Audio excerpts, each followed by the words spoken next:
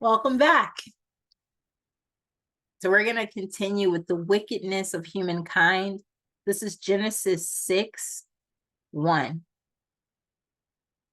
When people began to multiply on the face of the ground, and daughters were born to them, the sons of God saw that they were fair, and they took wives for themselves of all that they chose.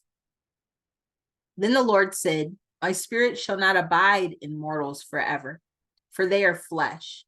Their days shall be 120 years." So I think that's important. My spirit shall not abide in mortals forever, for they are flesh. Their days shall be 120 years. So when the spirit of the Lord abided in the mortals, they lived for hundreds of years. And then the Lord said that his spirit will not abide in mortals forever because they're flesh. So he reduced the amount of years that they had to 120. The Nephilim were on the earth in those days.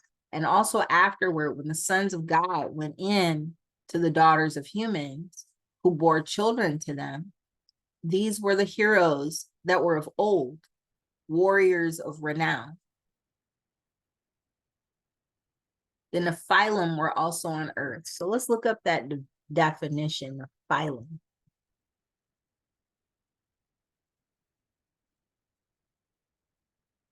What are Nephilim in Genesis? So let's see what it gives us. Remember, as we look up definitions, we're looking for consistency. We're looking because everywhere that there is consistency, that's where the Lord God is. The Lord God doesn't live in inconsistency and confusion. Okay. So in the Nephilim, it says giants. Most of the contemporary English translations of Genesis 6:1-4 and Numbers 1:13-33 render the Hebrew Nephilim as giants. This tendency in turn stems from the fact that one of the earliest translations of the Hebrew Bible, the Septuagint, composed in the 3rd or 2nd century BCE, renders the said word as giantess.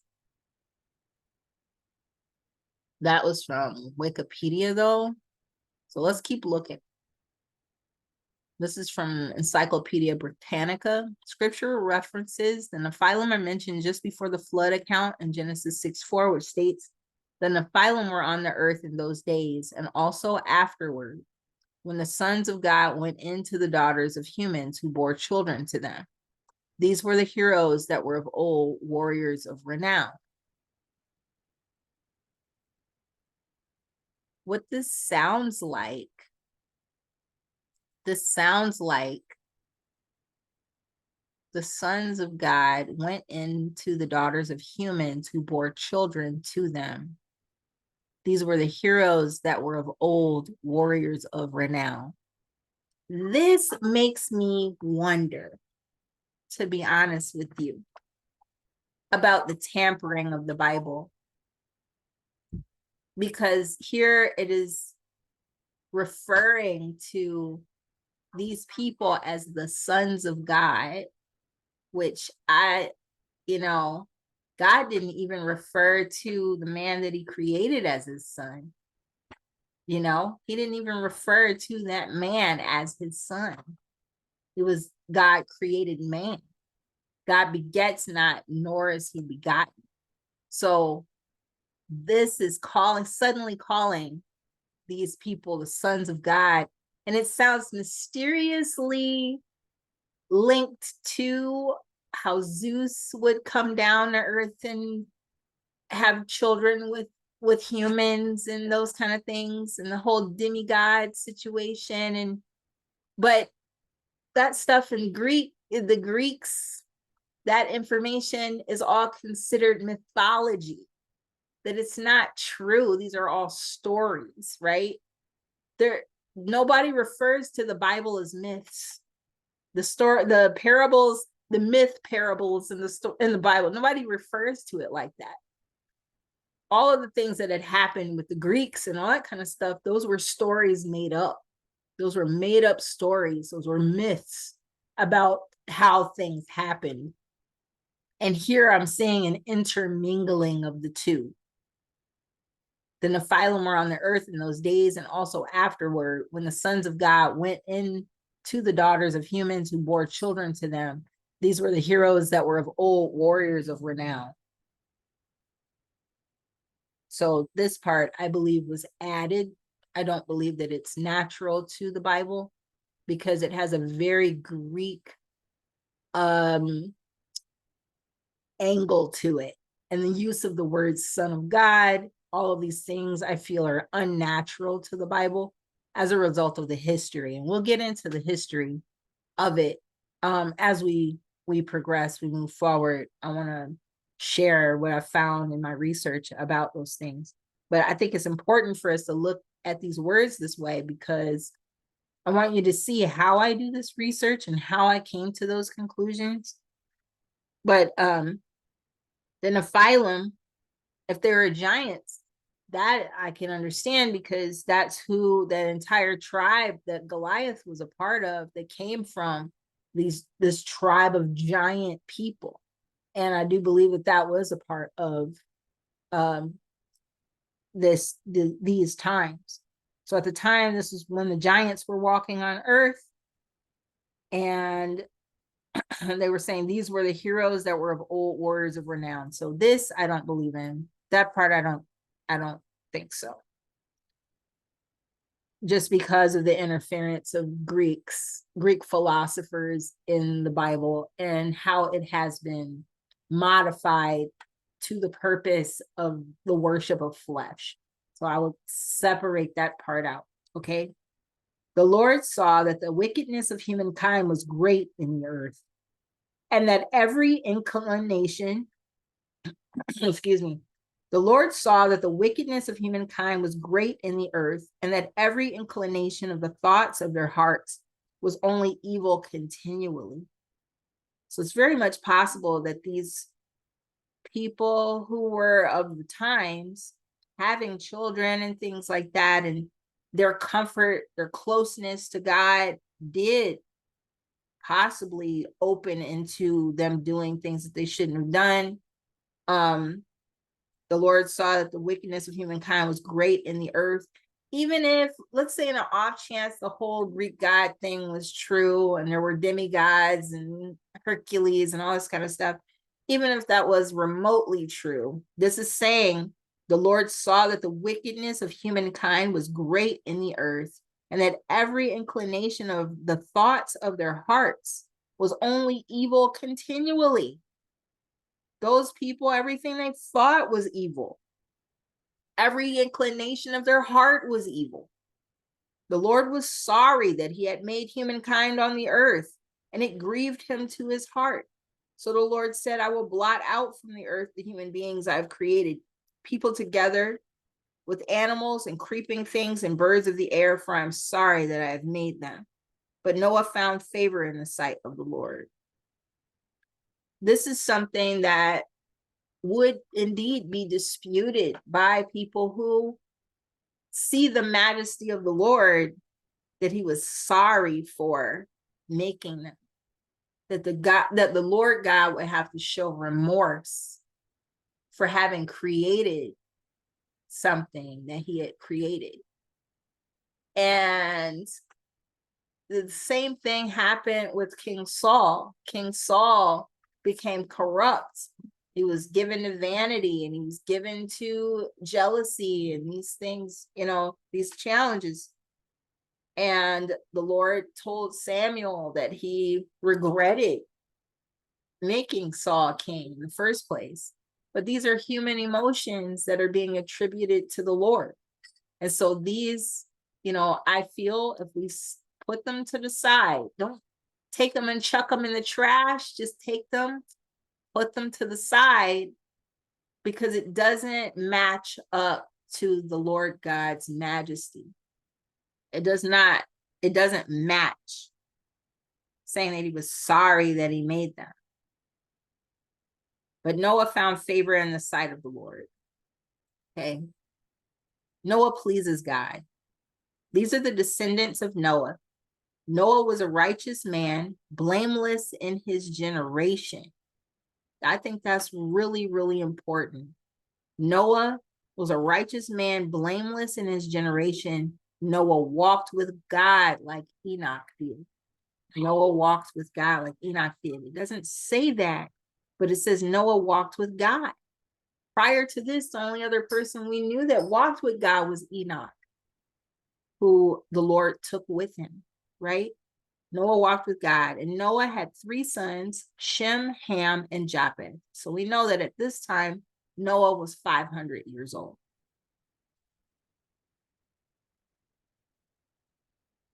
Now the earth, fix my highlights here.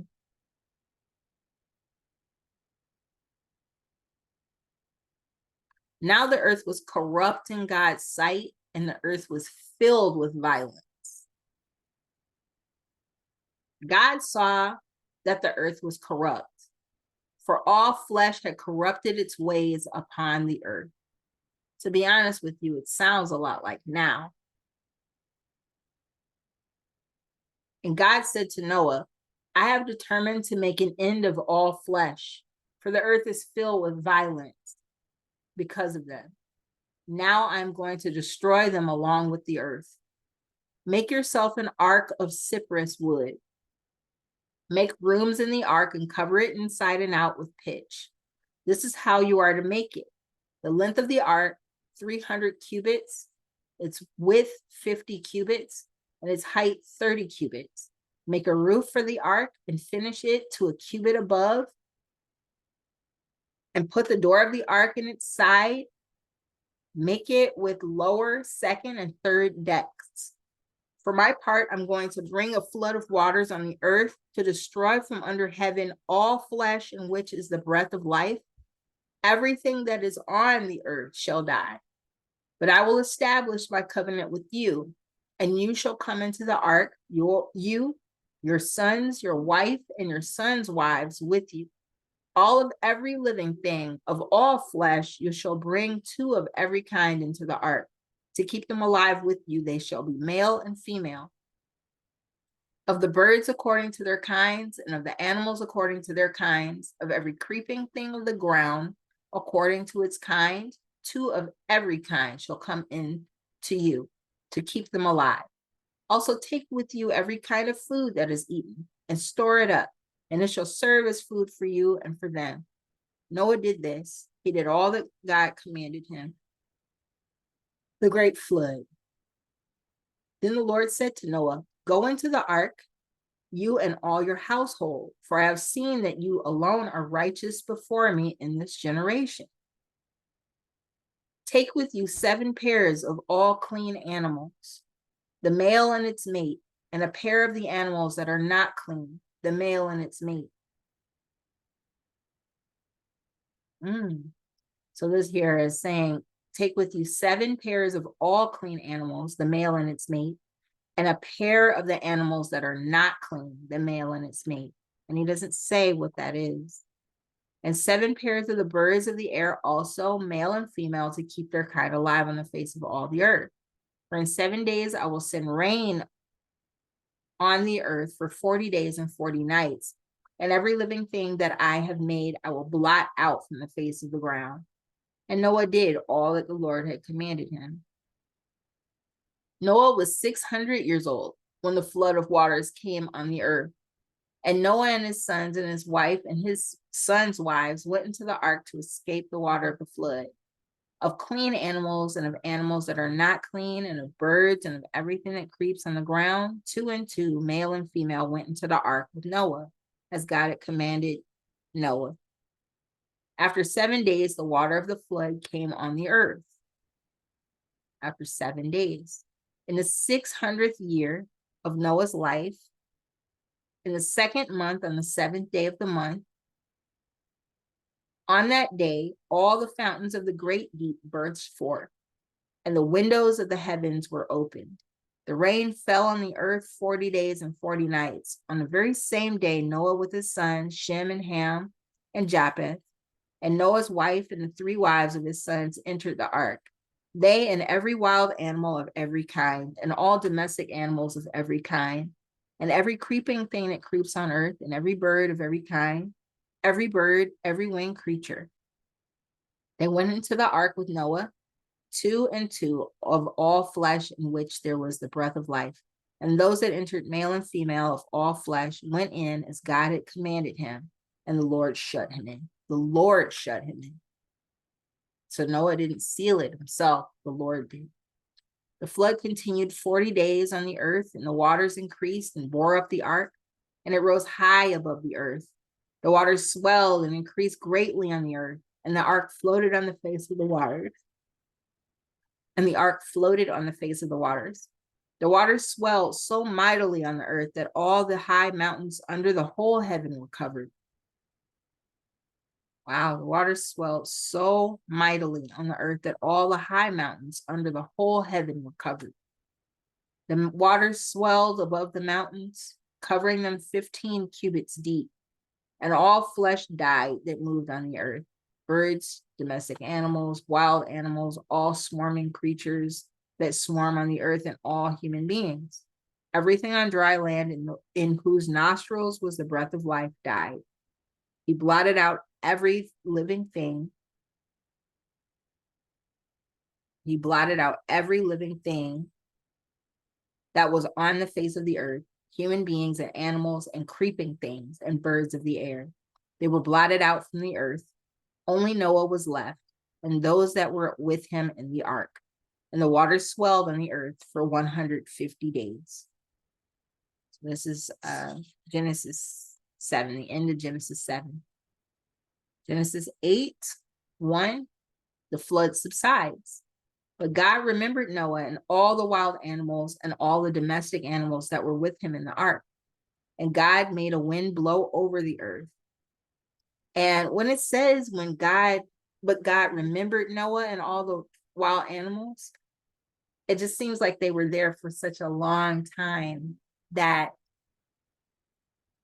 they wondered if it would end, if it would ever end, And says, and God made a wind blow over the earth, and the waters subsided. The fountains of the deep and the windows of the heaven were closed.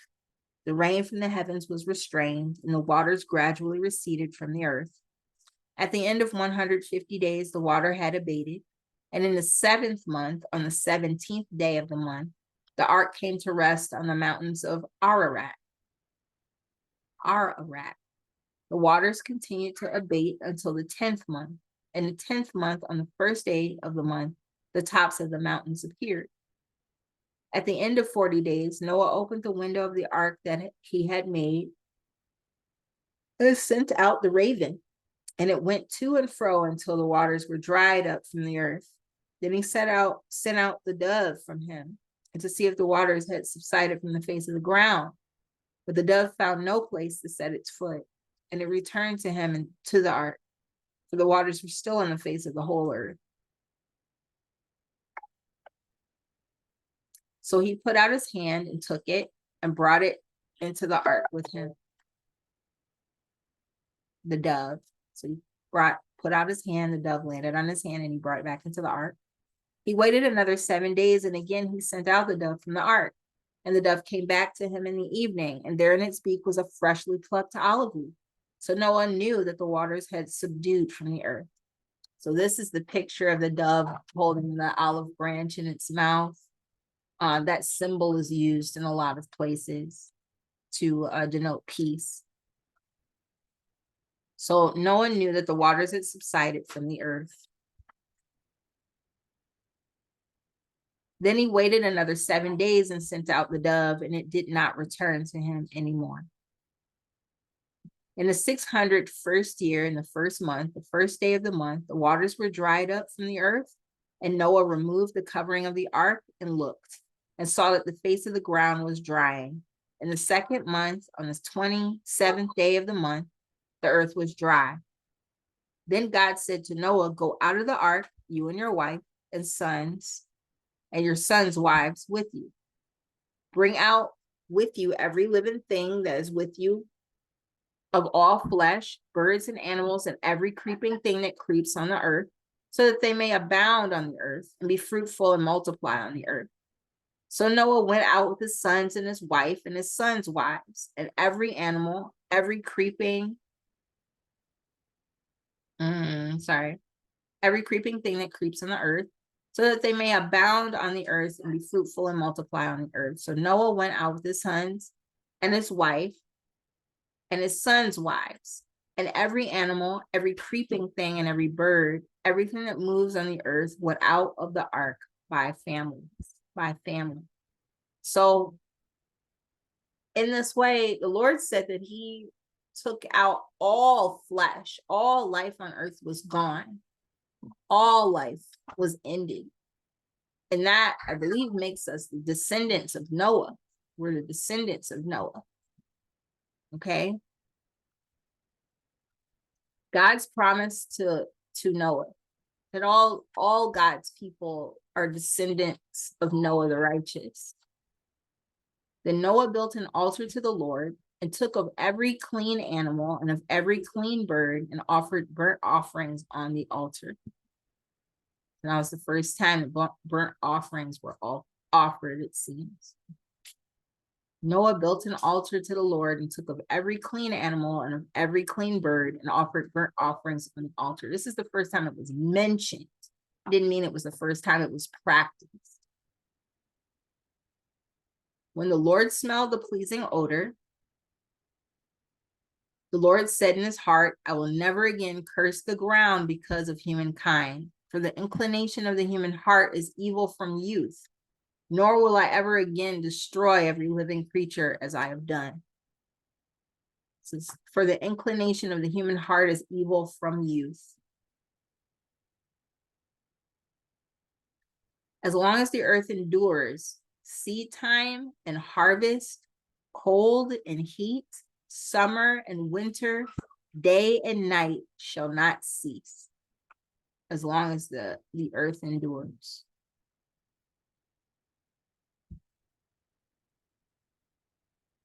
The covenant with Noah. God blessed Noah and his sons and said to them, be fruitful and multiply and fill the earth. The fear and dread of you shall rest on every animal of the earth and on every bird of the air, on everything that creeps on the ground, and on all the fish of the sea. Into your hand they are delivered. So he made it easy for them to be able to eat. It says the fear and dread of you shall rest on every animal. So every animal on earth, every bird of the air, everything that creeps on the ground will be afraid of them, and all the fish in the sea. And they will be delivered into their hand anytime that they would want to eat. Every moving thing that lives shall be food for you. And just as I gave you the green plants, I give you everything. Only you shall not eat flesh with its life, that is its blood. So just don't eat flesh with its blood in it. For your own lifeblood, I will surely require a reckoning. From every animal, I will require it. And from human beings, each one for the blood of another, I will require a reckoning for human life. So let's look that up. Reckoning. I will require a reckoning for human life. For your own lifeblood, I will surely require a reckoning. What is a reckoning? The Bible, let's say in the Bible first. The phrase day of reckoning, okay. A reckoning. So let's go back a little bit. Definition of reckoning. So we're going to do the standard English version first. The action or process of calculating or estimating something. Last year was not by any reckoning a particularly good one. Estimating something. A person's view, opinion, or judgment. By ancient reckoning, bacteria or plants. A person's view, opinion, or judgment. A bill or account or its settlement, the settlement of a bill or an account. That makes sense. For your own lifeblood, I will surely require a reckoning, a settlement of that account. So let's keep looking. A day or time in the future when people will be forced to deal with an unpleasant situation which they have avoided until now. That's Collins Dictionary. The act or instance of reckoning, such as account, bill, computation. So it definitely sounds like when something comes due, statement of an amount due, something coming due. Something that the act of calculating the amount of something. So all these things are they're very much in alignment with one another. For your own lifeblood, I will surely require a reckoning. From every animal, I will require it. And from human beings, each one for the blood of another. So every time you kill something,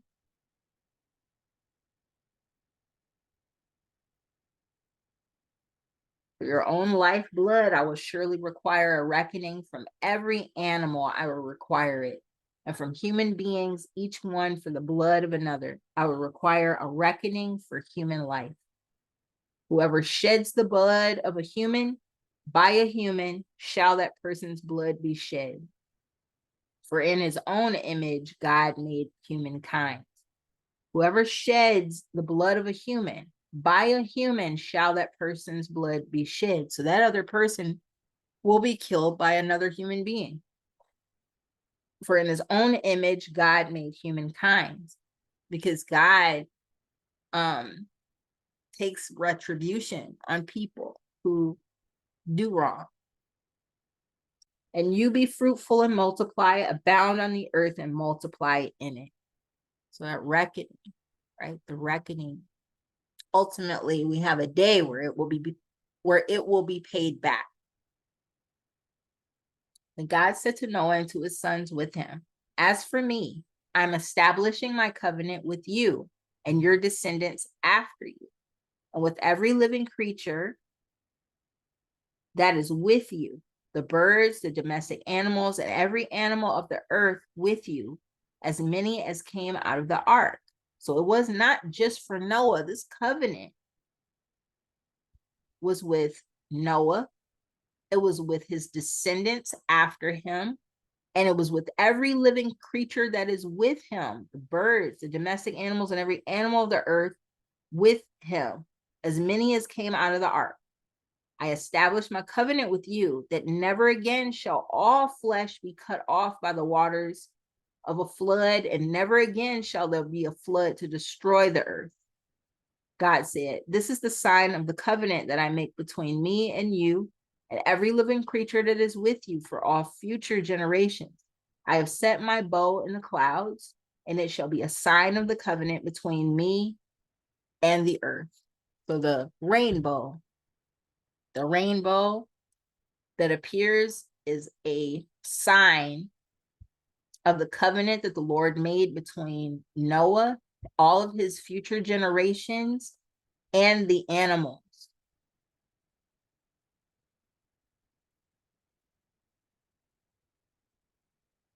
That he would never destroy, never again. There will be a flood, and he'll never again cut off all flesh by the waters of a flood again.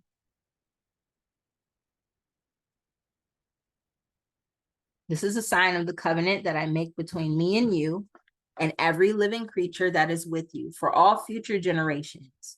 I have set my bow in the clouds, and it shall be a sign of the covenant between me and the earth.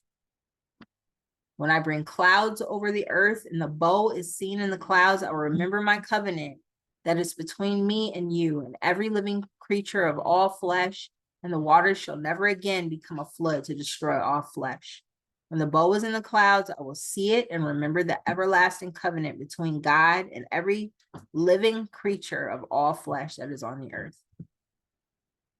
God said to Noah, "This is a sign of the covenant that I have established between me and all flesh that is on the earth." Noah and his sons. The sons of Noah who went out of the ark were Shem, Ham, and Japheth. Ham was the father of Canaan.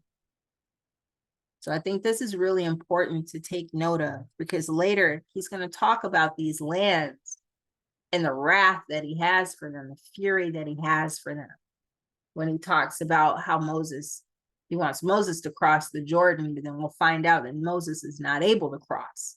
And so for each of these instances, I want us to take note of what it is that the Lord said was the punishment. What was the discipline? What was the betrayal, and what was the discipline, So the sons of Noah who went out of the ark were Shem, Ham, and Japheth. Ham was the father of Canaan. These three were the sons of Noah, and from these the whole earth was peopled. So all of the people on earth came from the three sons of Noah. Shem, Ham, and Japheth. And Ham was the father of Canaan. These three were the sons of Noah, and from these the whole earth was peopled. Noah, a man of the soil, was the first to plant a vineyard. He drank some of the wine and became drunk and lay uncovered in his tent. So take note of that. Noah, he planted a vineyard. He drank some of the wine from his vineyard and became drunk, and he lay uncovered in his tent. So he was naked and drunk in his tent. Ham, the father of Canaan, saw the nakedness of his father and told his two brothers outside. He told his brothers, "Hey, dad is in the house. He's not wearing clothes." The Shem and Japheth took a garment, laid it on both their shoulders, and walked backwards and covered the nakedness of their father with their faces turned away.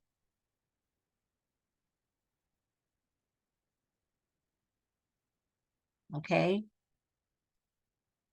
They turned around and walked backwards with this garment on them so that they couldn't see him being naked, and they covered him up.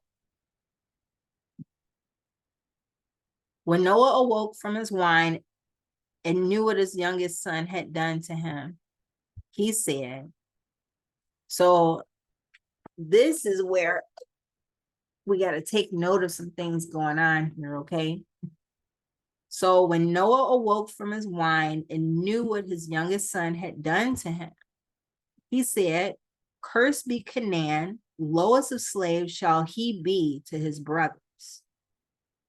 So instead, I think what the problem was, this is just me, my commentary, but I think what the problem was, it says Ham, the father of Canaan, saw the nakedness of his father, and instead of him covering his father up, he went and told his brothers, and then his brothers came back and covered him. I think that was the problem here. This is the issue here. When Noah awoke from his wine and knew what his youngest son had done to him, because he went and told other people of the state that he was in, and other people came and covered him up, right? Cursed be Canaan, lowest of slaves shall he be to his brothers. He also said, "Blessed by the Lord my God be Shem, and let Canaan be his slave." So he took Canaan. He took Canaan, Ham, the father of Canaan. I want to go back a little bit. It said from the very beginning, Ham was the father of Canaan. But I don't know if Canaan, I think Canaan could have been a person, or it was the country. I think it might have been the place of Canaan. He was the father of Canaan, because then the conversation here was about how the sons of Noah These three were the sons of Noah, and from these, the whole earth was people. The whole earth was people. So Ham, the father of Canaan, saw his father's nakedness and told his brothers outside. Shem and Ham covered up his brother, their father, whereas Ham didn't cover him up. He went and told other people, who then came and covered him up. So, cursed be Canaan, lowest of slaves shall he be to his brothers. So I believe the country of Canaan, that's that area, was then cursed to be the lowest of slaves to his brothers. And then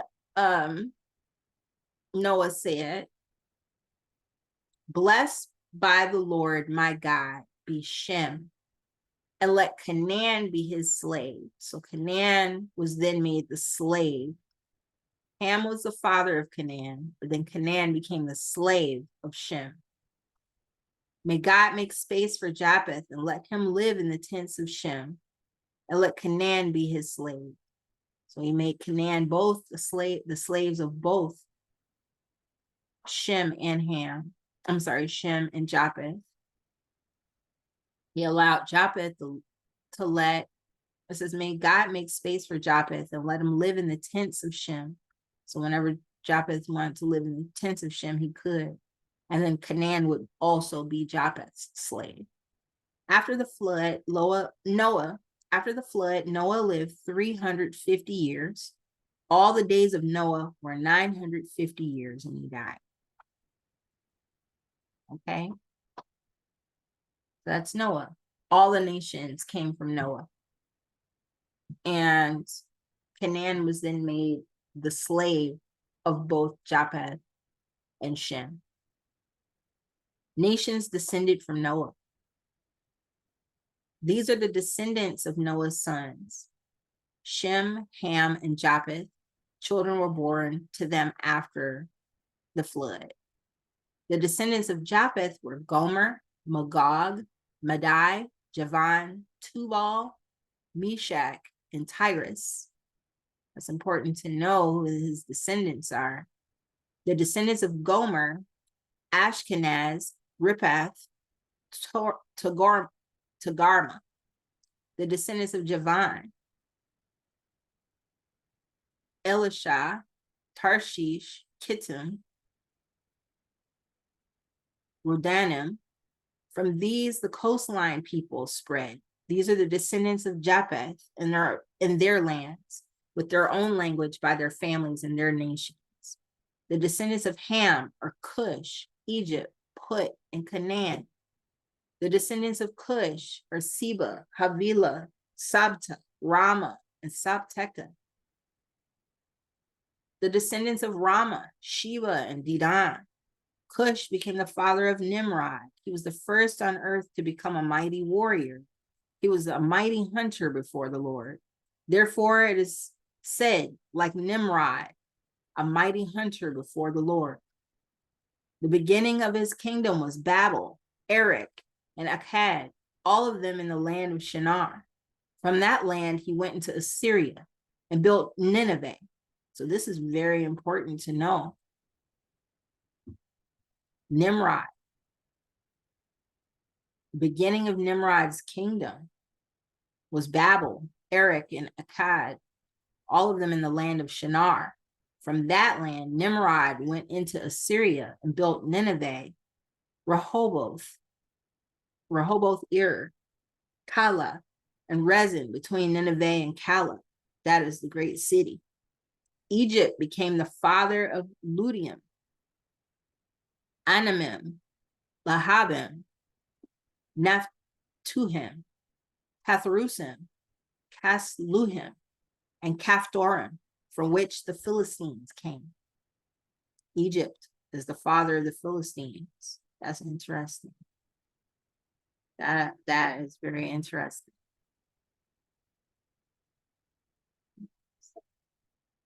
Yes, still making a video. So Egypt was one of the descendants of Ham. So I think that's important to take note on. Ham as Cush, Put, Canaan, and Egypt. Those are the descendants of Ham. The descendants of Cush, and then it goes through the descendants of each of Ham's sons. Okay. Very important to note, because as the events in the Bible continue forward, I found myself wondering, like, man, why is the Lord so angry at these people? Now I see why. I see why he's so angry. And his wrath just keeps going out after the generations, these generations of people.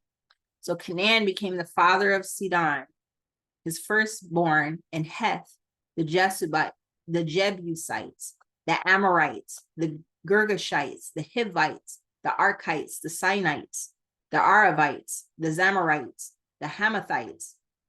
So this is important. Canaan is the father of all of these nations.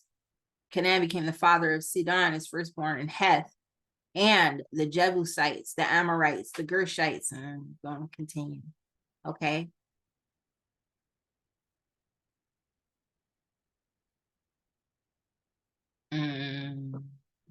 Afterward, the families of the Canaanites spread abroad, and the territory of the Canaanites extended from Sidon in the direction of Gerar as far as Gaza, and in the direction of Sodom, Gomorrah, Admah, Zeboim, as far as Lasha.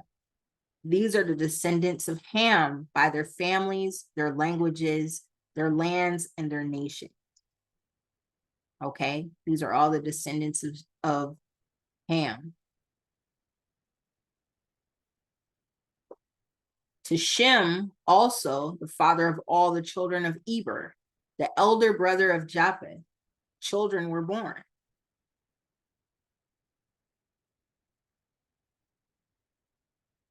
To Shem also, the father of all the children of Eber, the elder brother of Japheth, children were born.